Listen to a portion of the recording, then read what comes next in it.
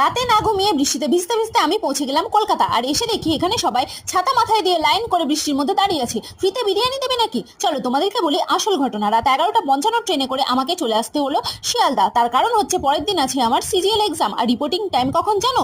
7:45, সকাল 7:45। ভাবা যায়?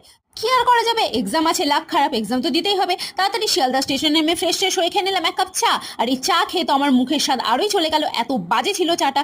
তারপর কি করব, তাড়াতাড়ি চলে আসলাম মেট্রো স্টেশন। আর এখান থেকে টিকিট কেটে নিয়ে সরাসরি চলে গেলাম শিয়ালদা সেক্টর 5। আমার এক্সাম সেন্টার ছিল টিসিএস এ। আর টিসিএস হচ্ছে সেক্টর 5 মেট্রো স্টেশন থেকে মাত্র 5 মিনিটের হাঁটা পথ। তাই আমি হেঁটে হেঁটে পৌঁছে গেলাম টিসিএস এ। আর এই যে বড় বিল্ডিংটা দেখতে পাচ্ছ, এটাই হচ্ছে টিসিএস। তবে এখানে এসে আমি বুঝতে পারছি না যে আমি এক্সাম দিতে আসলাম না আমি কোনো পুকুরে চলে এসেছি। দেখতেই পাচ্ছ কত জল জমে গেছে। তারপর আমি তাড়াতাড়ি করে অ্যাডমিট কার্ড আর আইডেন্টিটি কার্ড নিয়ে নিলাম। তারপর এই লাইনে ভিজতে ভিজতে দাঁড়িয়ে পড়ে গেলাম। আমি অবশ্য ভিজে গেছিলাম এক্সাম দিতে দিতে। তবে তোমরা যদি ভাবো যে আরো কিছু নিয়ে যাবে তাহলে নিয়ে যেতে পারো, তবে আমার মনে হয় না যে ক্ষতি ছাড়া